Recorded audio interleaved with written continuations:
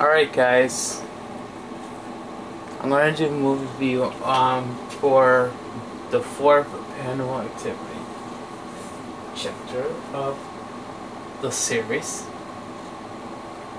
So, I just did my movie review for the third chapter.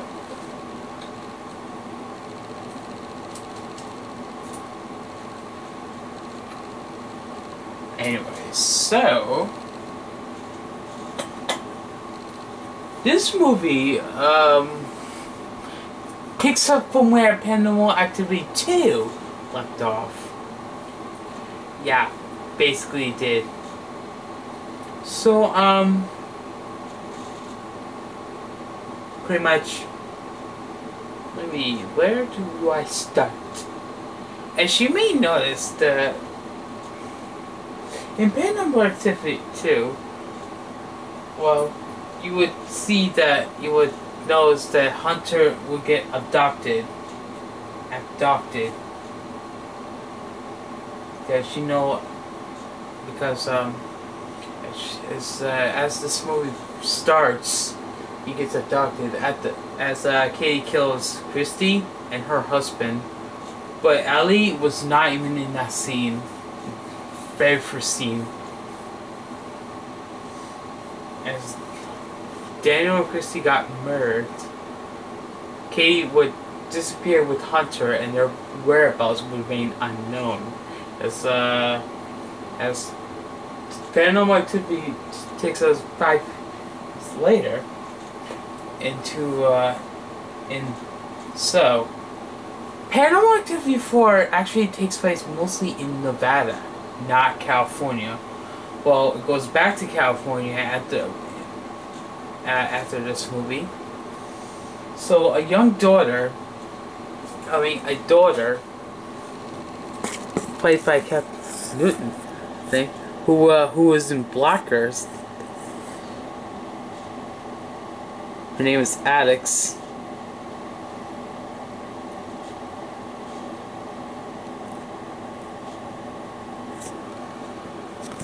So in this movie, Alex would do whatever it takes to tape everything on camera, so she see what's going on her laptop, and set up a laptop in White's room to see what activities going on in White's room. And she has a friend named Ben. Not sure if he's just a friend or considered to be boyfriend to Alex.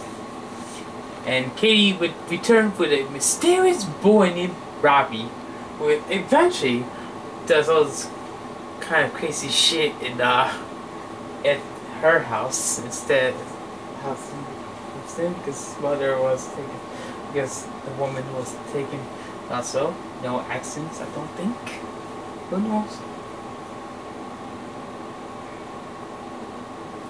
And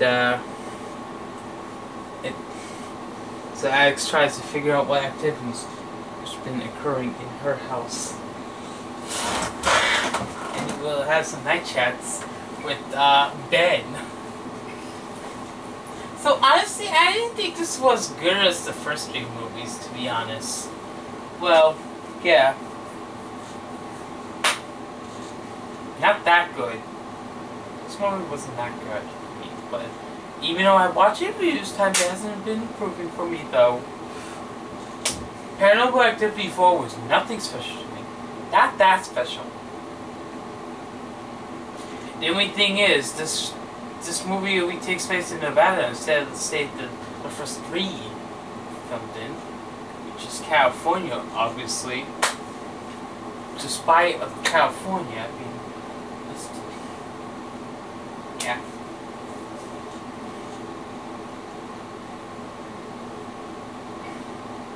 So on Paranormal Activity 4, I had no idea why it was filmed in Nevada. Ow. Yeah, and there was a party scene.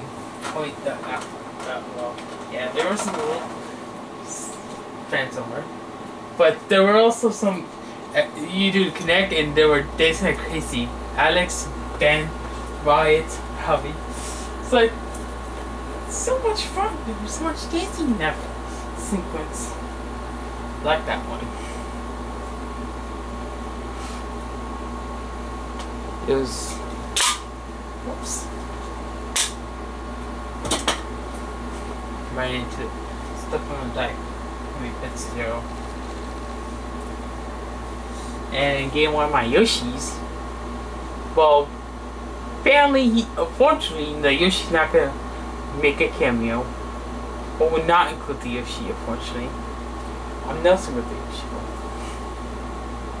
That's off topic.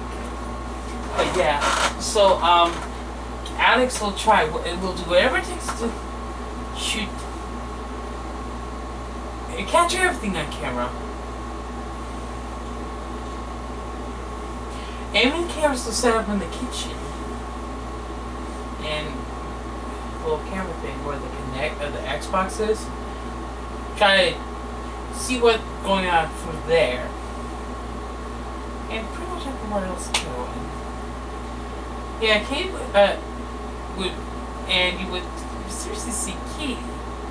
First, Katie was in that one too.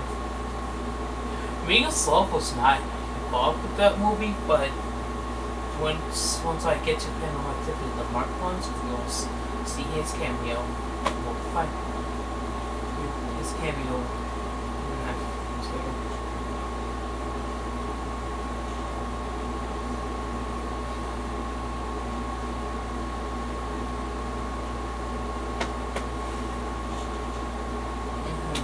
Yeah.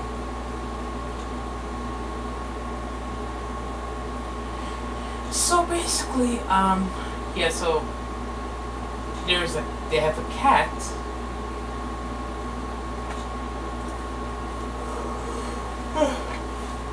Yeah, there is a cat in this movie. Well, Stephen Dunham, who plays dad,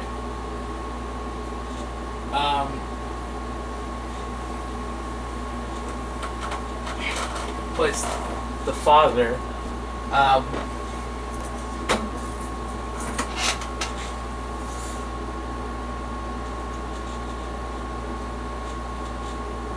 Yeah, he plays. He's known as Doug, and Alexandra Lee,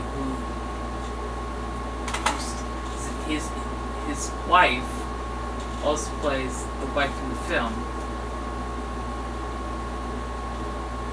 So, yeah, and I also should mention that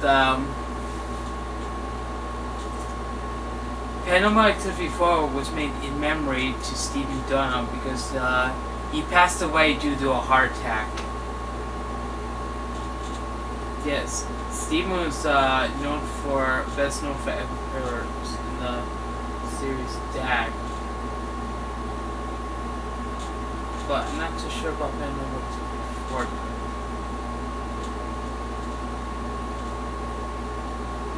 Well, Paranormal Activity 4 was his last film, unfortunately, since he died 5 years ago, almost 6. He was actually 48. He would have been in his 50s if it wasn't for that heart attack he suffered from. Anyways, crazy as Paranormal Activity 4 would continue with the crazy activities going on. Yeah, and for Stephen Dog, may he rest in peace. Even though this movie was made in memory to him.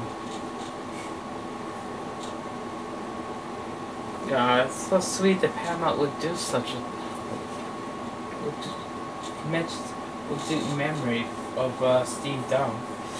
Stephen Dunham. Anyways, you know the craziness because Katie would eventually terrorize Alex and her family, especially Ben. Well, he's not part of her family. He's just a friend or boyfriend. You know, there's this dinner between Alex and her father as they're out. Katie would there's some violent force killing Holly. I don't know where Katie with Jack party and she breaks Ben's neck. What's going on now? something be nosy and searching what's going on Alex's computer. Then when she comes back home, she knows that he was just killed by Katie. Then some force checks her, and she ends up heading into the house where White was playing on the bed with Robbie. Then there goes the father getting killed by some force, and then White is just expressively, he gets less and less talk. He doesn't talk. He starts talking less for the as she tries to find where he was. He tries to charges at Alex and try to kill her. Well, she does at the end.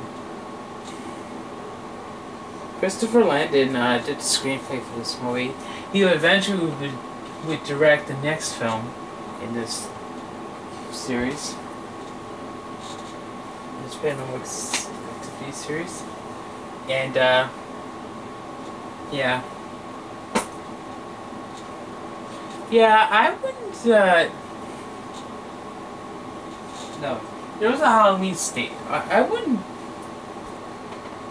Well, I actually didn't quite get why this film took place in Nevada instead of California, because California was the state where the films took place in. This movie was not the case. This movie was a different story, because that wasn't the case in this film. But anyways, I think I will call it for this video. Stay tuned for the next movie review in the series. Possibly more likely to be a movie rant on Paranormal Activity Mark Months, and especially the Ghost Dimensions. Well, that one should be should be more bad than the first spin-off.